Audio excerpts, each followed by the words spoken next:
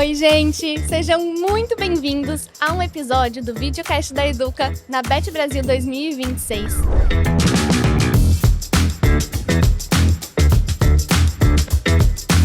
Hoje a gente está aqui para falar sobre um assunto que tira o sono de muita gestão escolar pelo Brasil. Antigamente, o bullying acontecia no pátio, na saída da escola, mas agora ele migrou para os grupos de WhatsApp, para os prints de conversa, para os stories que somem em 24 horas. Não é mesmo, Jaime? Verdade, Júlia, Angélica, alegria estar aqui na Bet Brasil. Gente, o bullying que era visível agora, ele parece invisível, mas não menos devastador. Ele não fica mais acontecendo nos corredores, no banheiro. Agora ele sai da escola, acompanha a comunidade escolar. E isso é um grande desafio, né, Júlia? Exatamente.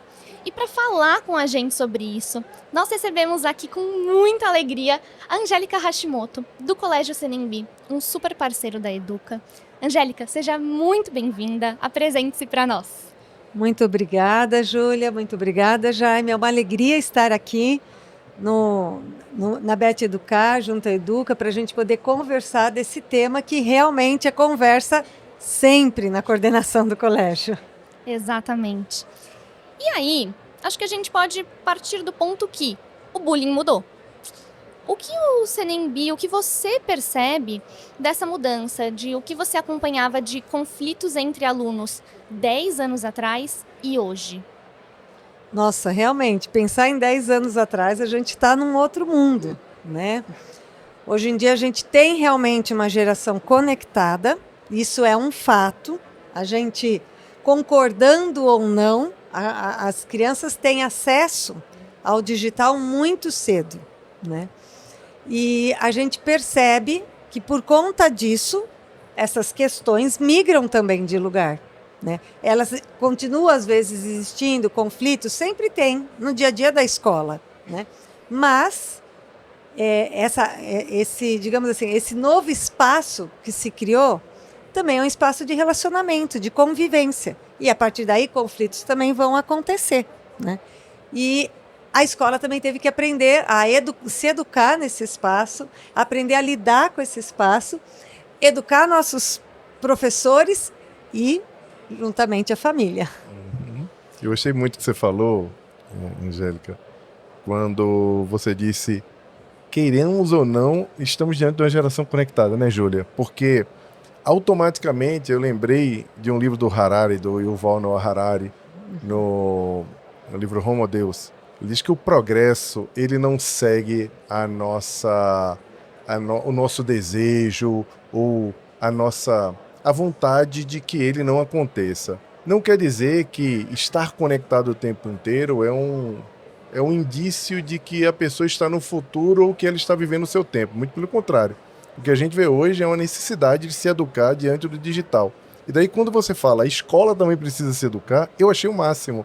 Porque, geralmente, nós queremos negar essa integração digital dos estudantes ou da gente, mas os próprios adultos sabem que é impossível a gente voltar atrás. O mundo se transformou em um mundo digital que clama por uma desconexão e, automaticamente, nós precisamos da educação digital, saber lidar com isso, porque a educação digital passou a ser um problema da escola também, não ajuda? Passou e é gigantesco. Hoje a gente não enxerga uma criança, um adolescente sem um dispositivo na mão. As interações deles são muito moldadas pelo digital, né? Eu vejo assim as crianças fazendo dancinha que eu nunca vi na vida. Vai ver de onde veio? Do TikTok. Então isso está extremamente visível aos nossos olhos, mas quando a gente fala dos problemas, eu acho que eles estão quase como invisíveis para os olhos da escola.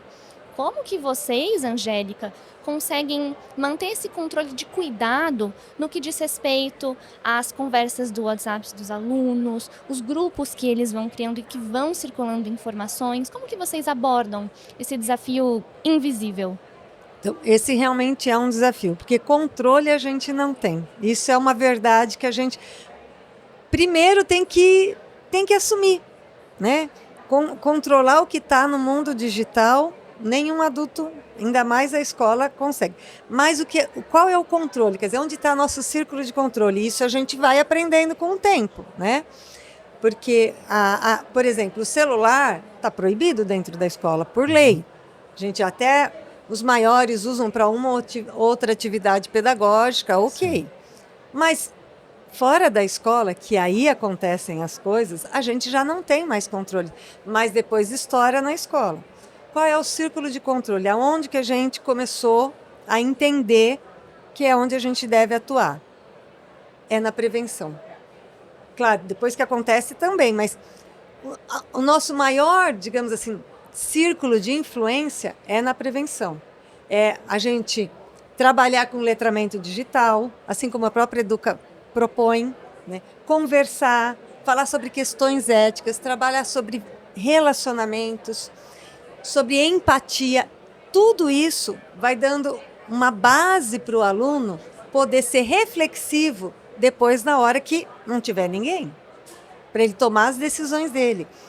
O nosso principal, digamos assim, nosso principal objetivo como escola é que nossos alunos, inclusive isso está dentro da missão do colégio, possam fazer escolhas conscientes. Uhum. Só que isso é algo que começa lá de baixo. Eu não vou ter um aluno adolescente que logo faça escolha adolescente. Isso é uma construção, né? Por isso que é uma pedrinha por dia, não tem nada pronto. E cada caso acaba sendo um caso e a gente vai aprendendo com o que acontece. E aí, vamos falar aqui do não dito e as famílias. Como que elas entram nisso, Angélica? É o que a gente comentava, né? A gente não tem todo o controle e, infelizmente, nem a família tem. A família tem um pouco mais de controle, porque é óbvio, são eles que vão permitir ou que vão presentear os dispositivos e vão dar acesso para os alunos.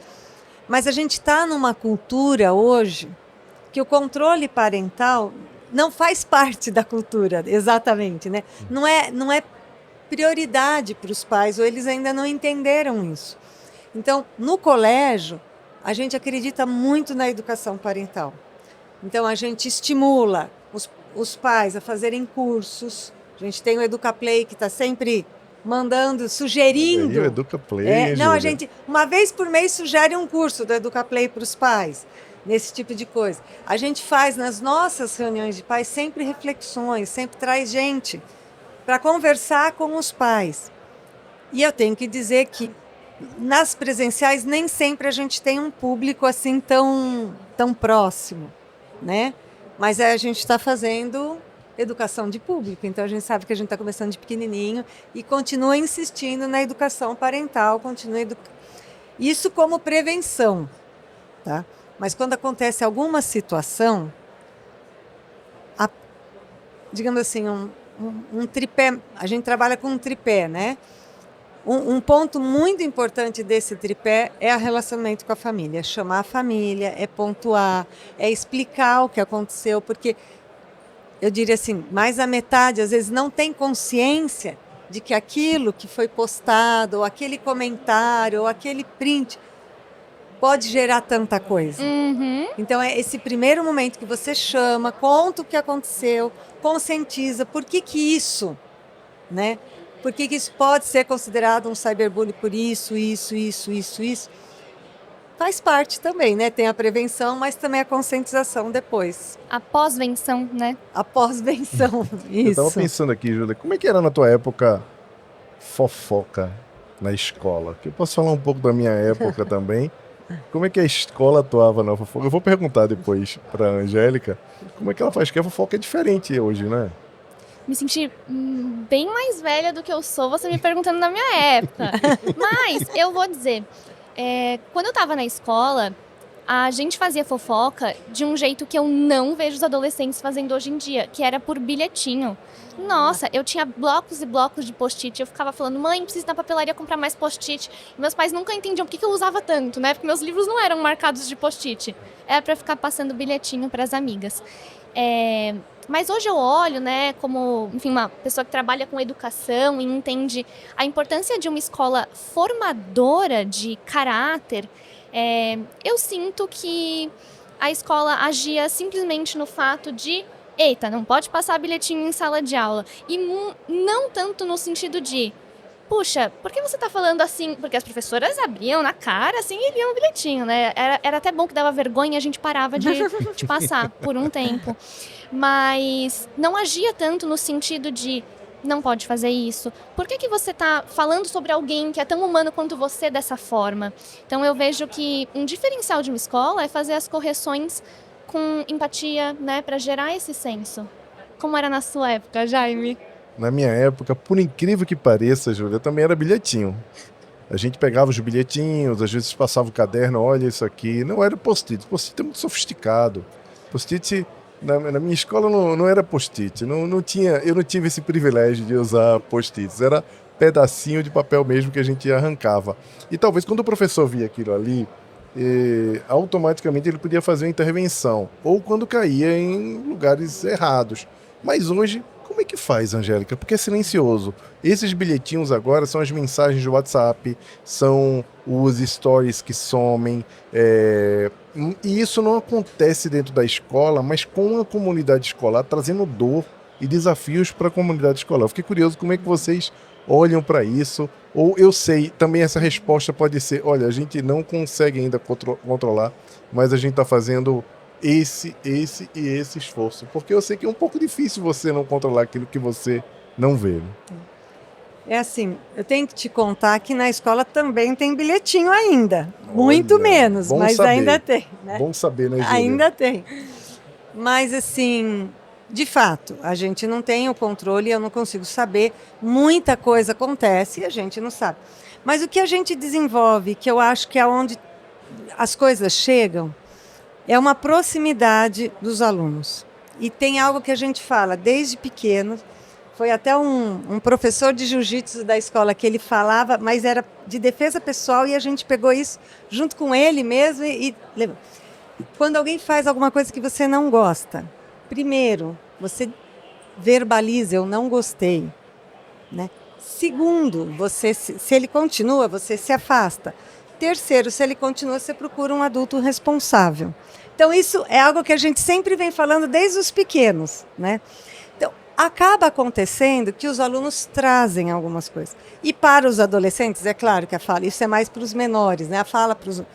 Traga para a coordenação. E eles trazem. A coordenação tem a porta aberta, tem sempre chazinho, tem sempre uma balinha. Então, eles trazem. Eles contam, né? Lá, pro Elaine e pro Delcio, que são os coordenadores, olha o que está aqui, olha que não sei quem postou, olha que não sei o que. Eles trazem para a coordenação. E aí é a oportunidade da coordenação chamar, fazer refletir. Por que você fez isso? Né? Isso foi legal. Por que não pode? Você sabe o que isso significa? E isso se é algo... Né? Agora, se vê que é algo maior, que está virando realmente um cyberbullying, aí tem que chamar a família, aí tem que fazer acompanhamento posterior, todo esse tipo de coisa. Né? E, sem dúvida, e nas aulas do socioemocional, do Educa, a gente vai sempre trabalhando empatia, sempre reflexão, e é isso um pouquinho nessa linha. Mas eu tenho que te dizer que, com certeza, acontece um monte de coisa que não chega. Né? Com certeza. Justamente por ser muito minucioso e muitas vezes, assim, eu achei extremamente diferente, vou usar essa palavra, você contar que os alunos chegam e falam, olha, fulano postou isso, etc. Eles contam, Porque algo que é muito comum da adolescência, como essa fase que o pertencimento é tão importante, é o medo da retaliação. Né? Então, eles terem medo de colocar para fora algo que aconteceu, algo que eles acharam injusto, errado, por não pertencer. Mas eu acho, chega alguma coisa, mas como eu disse, muita coisa a gente não vê. Chega. E às vezes chega até por famílias. As famílias que confiam, que, né, olha, eu vi isso, tem famílias que acompanham, ó, tá aqui isso, olha, postou tal coisa, falou que vai bater, que não sei o quê. Aí, então, é a hora que a gente tem que entrar. Ô, Angélica, a Educa está lançando um projeto chamado Escutatória. A Educa Escutatória. E nesse projeto a gente vai promover junto às escolas a abertura, a homologação desse espaço de escuta. A gente tem muito a discussão do espaço de fala, de que as pessoas devem reportar e se comunicar, mas às vezes falta uma estruturação para que esse espaço de escuta fique muito claro para o aluno e que ele possa buscar recurso não só contra quando ele está sofrendo algum tipo de violência, mas também quando ele está se sentindo desconfortável. Aí eu já vou deixar aqui a semente para a gente começar a fazer o escutatória lá no CNB, né, Júlia? Que Adorei. legal. E muito do que você trouxe, Angélica, é que não basta apenas o letramento digital, porque ajuda, importa uma criança, um adolescente saber usar a internet, Sim. mas pouco importa se esse saber não for com toda uma base de autoconhecimento, empatia, pensamento crítico. Então, não dá nem para ser só o socioemocional e nem só o letramento digital. É essa junção dos dois que forma jovens mais saudáveis para navegar por esse mundo de muitos conflitos, em que eles vão precisar saber tomar as decisões certas e coerentes. E vocês, como um parceiro tão querido da Educa, que utilizam o nosso programa em todos os segmentos. Sim, educação infantil e ensino médio. Exatamente. Conta pra gente que frutos você vê dos seus alunos com essa junção tão bacana que a gente consegue fazer. Tem algum exemplo que você queira contar? Olha, justamente, a gente se encantou no trabalho da Educa por causa disso, dessa junção, né? O trabalho socioemocional, a escola tinha muitos anos, na nossa região fomos pioneiros, mas a gente sentia que precisava algo, né? E a gente sempre buscando algo novo, nessas Beth Educar e vinha, né?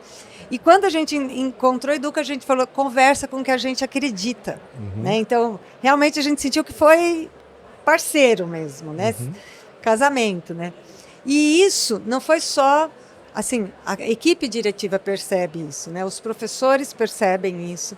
E os alunos, aos poucos, também vêm percebendo isso, né? Porque, justamente, eles começam a fazer as pontes, né? Mas também foi quando a gente conversou de tal coisa e tal. Eles fazem essas pontes. E isso vai dando esse retorno para a gente, né? Isso é bom. Isso é maravilhoso.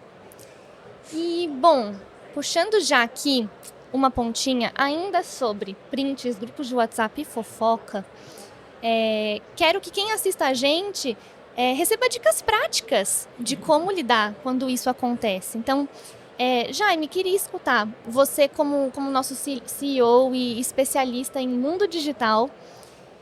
O que você daria de recursos, dicas para as famílias que têm enfrentado esse tipo de questão?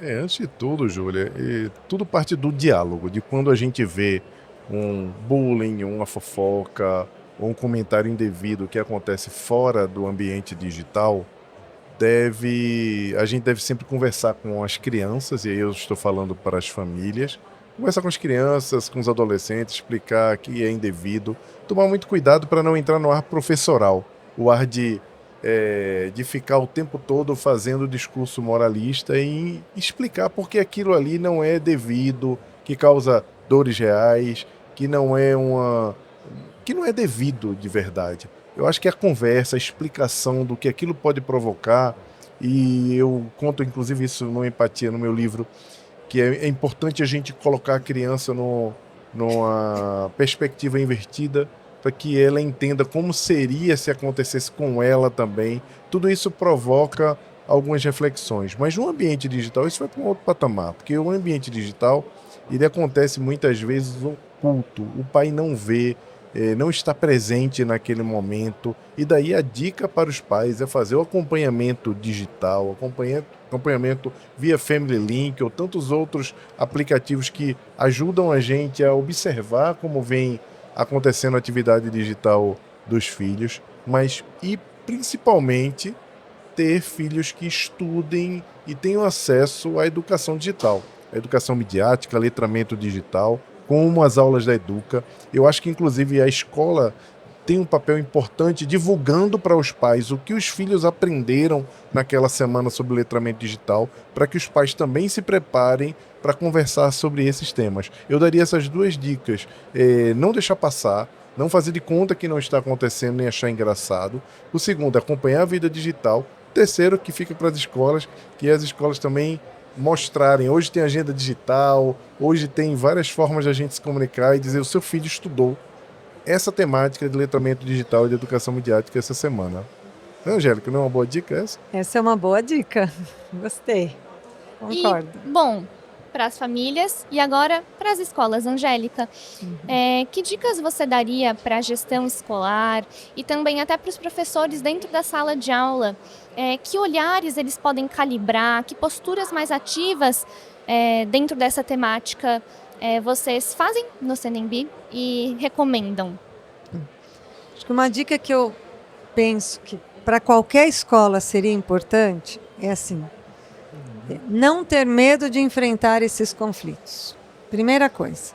Que às vezes a escola fica, não sei, não... Óbvio, nós não somos nativos digitais, né? Não ter medo. A primeira coisa é que tem que entrar, isso está no dia a dia, a gente tem que assumir e tem que lidar com isso. Ponto, né? Segunda coisa, muito mais a prevenção. Trabalhar com a prevenção, trabalhar com o socioemocional, letramento, trabalhar com a escuta, né, com as conversas, essa abertura, esse canal de diálogo, porque isso vai ajudar muito o colégio a poder se posicionar, né? Então, enfrentar, ter canal aberto, trabalhar com a escuta. E um terceiro ponto que eu acho assim, fundamental é ter os pais como parceiros. Todas as situações a escola não precisa e não deve resolver sozinha. Todas essas situações tem que trazer os pais, pontuar e colocar como parceiro nos encaminhamentos que a gente faz. Quantos alunos mais ou menos vocês têm, Angélica? Nós temos em torno de 500 alunos. Se ser pai e mãe de já é difícil, imagina a escola precisar ser pai e mãe de 500, né? E olha que alguns pais juram que a escola dá conta. Mas quando você vai conversar com eles, eles pedem ajuda à escola, falando, não estou dando conta de 1, de 2. Você imagina a escola dar conta de 500 ou o professor dar conta de 40 em julho. Exatamente. É por isso que é tão importante a gente conseguir alinhar os papéis, né? A escola não é aquele espaço em que as crianças vão ser deixadas para passar o dia e vão voltar formadas de caráter. O caráter vai ser reforçado, os valores vão ser reforçados, mas tudo isso nasce de uma base de casa.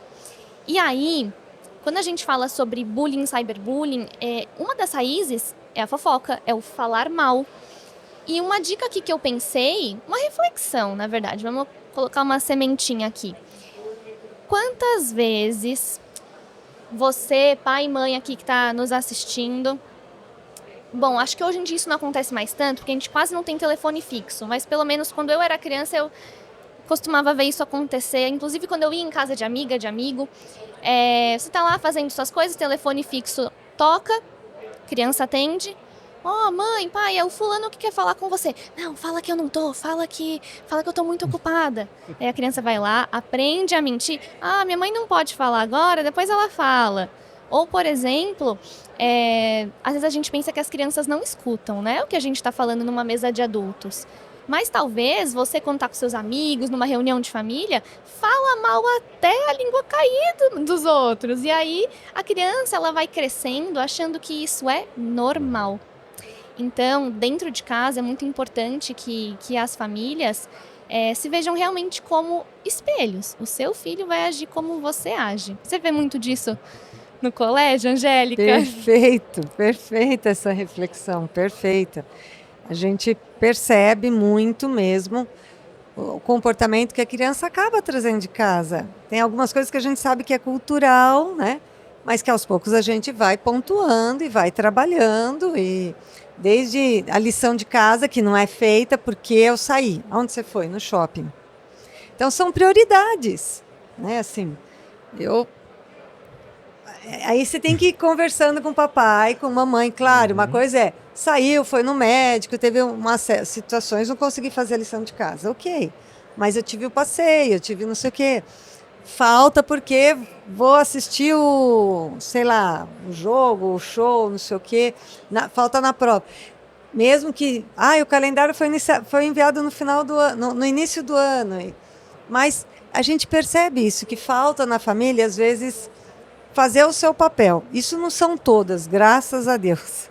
Né? A gente tem muitas famílias que fazem o seu papel e levam a sério, mas a gente tem uma cultura hoje em dia que acaba flexibilizando muito, né? E deixando muito subjetivo todos esses valores desde pontualidade, de obrigações, de responsabilidades e também, né? Isso que você falou, de falar do outro, de como tratar o outro, porque eles também olham como pai e mãe tratam as pessoas. No supermercado, o porteiro do colégio, eles também percebem.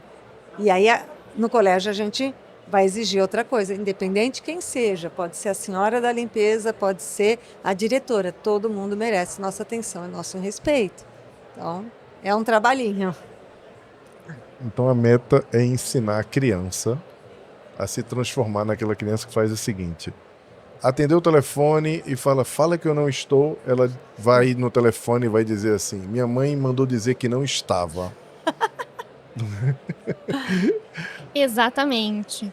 Ou, por exemplo, formar crianças críticas que questionem, né? Eu acho que nada mais maravilhoso do que quando você está tendo um comportamento que não é tão bom, que você sabe que quem está lá dependendo de você para se desenvolver não vai se beneficiar disso. Você ser questionado, né? Puxa vida, quantas vezes eu já não estava vivendo no modo de pressa, né? Vamos, a gente tem que sair de casa, estamos apressados. E aí, um dia mesmo, minha irmã de 9 anos pegou e falou assim: Juju, mas por que você está com pressa do quê? E eu não sabia nem responder. Então, como é bom criar seres humanos que nos questionem, né? Uhum. Eles têm muito mais facilidade para aprender a fazer o certo do que nós, não é mesmo? Com certeza. A Luísa tá fazendo 4 anos hoje, por sinal. Essa semana ela falou assim: papai, você não aprende a colocar o papel higiênico no cesto, você só quer colocar no vaso. Eu já te ensinei isso tantas vezes, eu vou desistir. Nossa! Ou seja, eles aprendem de verdade. E o que é bom, eles aprendem e aprendem também que podem se manifestar e falar sobre os aprendizados para a gente. Então a meta é a gente ter crianças e adolescentes que usem bem o digital, que respeitem as pessoas, que entendam o poder destrutivo da fofoca, que nem tudo que está no mundo digital é invisível, que nem tudo que está no mundo digital passa despercebido e que tenham valores morais construídos, valores sociais, porque a educação não é só emocional. Muitas vezes nós esquecemos que a educação é socioemocional. E o sócio vem do lidar com o outro. O emocional muitas vezes é sobre você e o sócio é sobre você lidar com o outro, você interagir com o outro, você saber como extrair o melhor da vida, que o melhor da vida de fato acontece quando nós estamos com o outro. Exatamente. E, gente, o papo tá maravilhoso. Angélica, eu gostaria de perguntar para você, deixar uma mensagem final aqui para quem nos está assistindo. O que você diria, que conselho você daria para uma família que está lidando e está tendo dificuldade quando o assunto é grupo de WhatsApp e é cyberbullying? Muito bem. Acho que para a família que lida com isso, ou que está sofrendo isso, porque todo mundo sofre. Não é só a criança, não é só o adolescente, é a família que sofre, né? A primeira coisa é acolher esse sofrimento da criança. Primeiro é escutar mesmo, é acolher, é entender. Eu acho que isso já cura muito quando o adolescente, a criança se sente acolhida. A segunda coisa é realmente buscar a parceria na escola, né? Buscar, levar as coisas e pedir realmente ajuda, cobrar que sejam tomadas as providências, porque eu acredito muito que se a gente não trabalha em parceria, a gente não obtém resultado.